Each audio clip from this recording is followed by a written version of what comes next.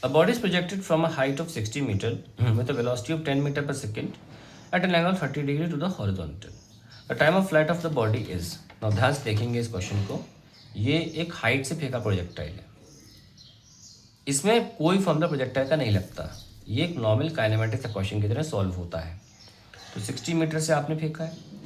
आपको 60 metre cover करने से मतलब है. एक्स डायरेक्शन में क्या हो रहा है हमें उससे मतलब नहीं है.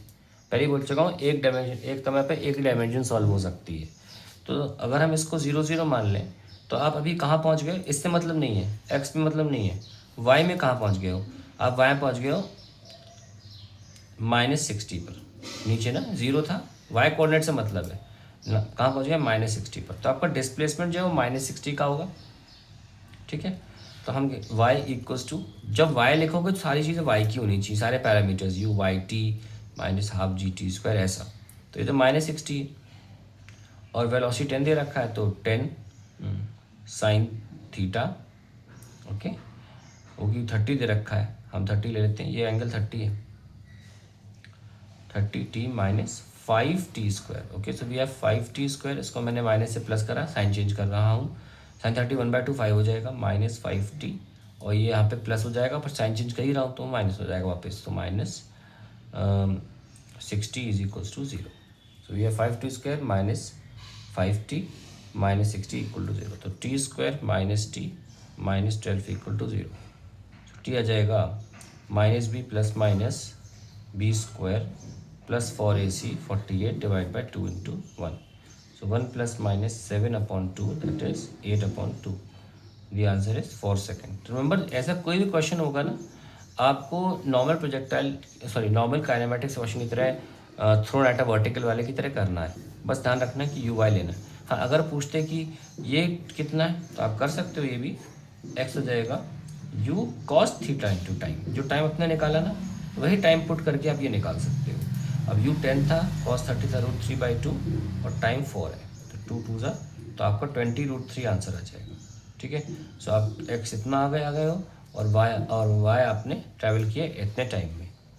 रिमेंबर दैट यहाँ पे जो वेलोसिटी है ना वो नहीं होगी. जैसे इस क्वेश्चन में देखा वेलोसिटी जिससे फेंकते हो उसी से पहुँच जाती है. वो तब होता है जब ग्राउंड टू ग्राउंड हो यानी कि जहाँ से फेंका उसी लेवल पे पहुँच गए. यहाँ वेलोसिटी जो है वो यहाँ पे पूछी जाएगी अगर तो कैसे निकालेंगे. Very simple. आप सिंपली ध्यान दीजिए कि 4 सेकंड के बाद वेलोसिटी डाउनवर्ड में वेलोसिटी क्या हो जाएगी. आप बस 4 सेकंड के बाद निकालो. Newton will take care of. Mister Newton ने एक ऐसी इक्वेशन बनाई. आप उनकी इक्वेशन में सेट करो 4 सेकंड. यहाँ के लेकर यहाँ तक ऑटोमेटिक सेट होकर आंसर आएगा. आपको टेंशन लेने की ज़रूरत नहीं है. और सबसे अच्छी बात यह कि ये वाली वेलोसिटी बदलती नहीं कभी भी. ये कभी नहीं बदलेगी. ठीक है. तो ये 10 था तो ये 10 cos 30 है तो ये हमेशा 10 cos 30 ही रहेगा. ठीक है. आई क्या हमारा प्रॉब्लम बस वी वाई का है. तो ये वी वाई निकाल लेते हैं. क्या होता है भाई तुमने स्टार्टिंग में कैसे फेंका रिटार्डेशन में फेंका ना. बस वही वेलोसिटी रखो. तुम्हें टेंशन लेने की तो नहीं. तुम सोच रहे हो कि यार ऊपर स्टार्टिंग में तो रिटार्डेशन है बाद में एक्सेलरेशन है क्या होगा. तुम टेंशन मत लो उसकी. वो मिस्टर न्यूटन ने इक्वेशन बनाई ऐसी है कि आपको टेंशन लेने की जरूरत नहीं है. वो ऑटोमेटिक सही आंसर देगा. ठीक है.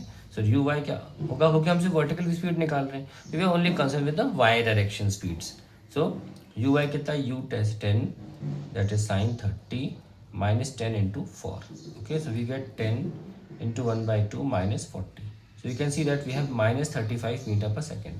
So नीचे की स्पीड है -35 और इधर की स्पीड कितनी है 10 into √3/2 that is 5√3.